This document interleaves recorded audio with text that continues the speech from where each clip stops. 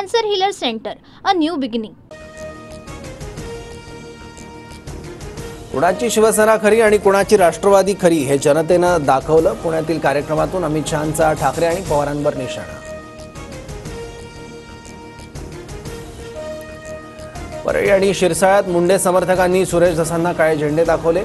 शिरसाळ्यात धसांची गाडी अडवण्याचा प्रयत्न, धस परळीची बदनामी करत असल्याचा मुंडे समर्थकांचा आरोप।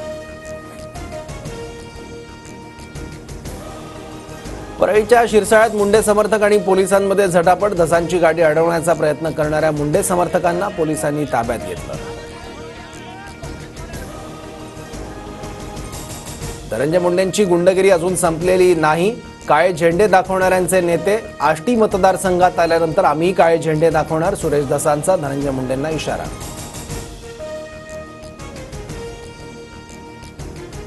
वाल्मिक कराडला तुरुंगात मटण पुरवलं जात असल्याचा सुरेश धसांचा आरोप। कराड आणि इतर आरोपींना व्हीआयपी ट्रीटमेंट देणाऱ्या अधिकाऱ्यांवर कारवाई करावी, धसांची मागणी।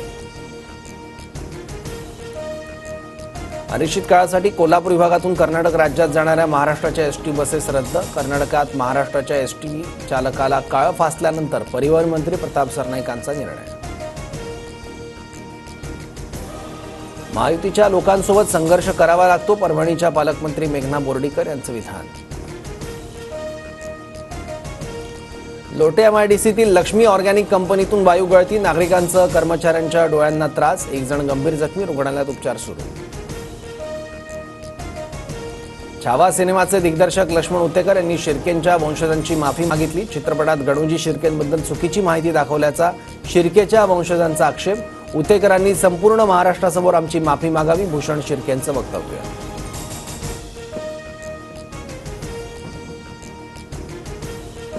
पंतप्रधान आवास योजनेअंतर्गत महाराष्ट्रातील 20 लाख घरांवर मोफत सौर ऊर्जा प्रकल्प बसवणार, मुख्यमंत्री देवेंद्र फडणवीस यांची घोषणा। लाभार्थ्यांना वीज बिल भरण्याची वेळ येऊ नये यासाठी निर्णय।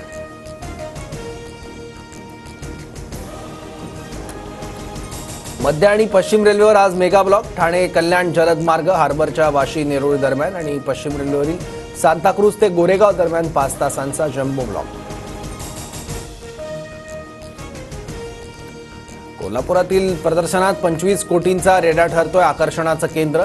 1.5 टन वजन असणाऱ्या विधायक नावाचे रेडा पाहण्यासाठी प्रदर्शनात गर्दी।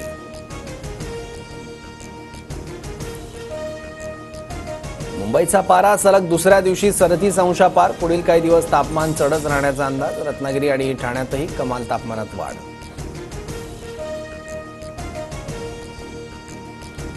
आयसीसी चॅम्पियन्स ट्रॉफीत आज भारताची पाकिस्तान विरुद्ध लढत। दुबईच्या मैदानावर दोन्ही संघ भिडणार, दुपारी 2:30 वाजता सामन्याला सुरुवात होणार।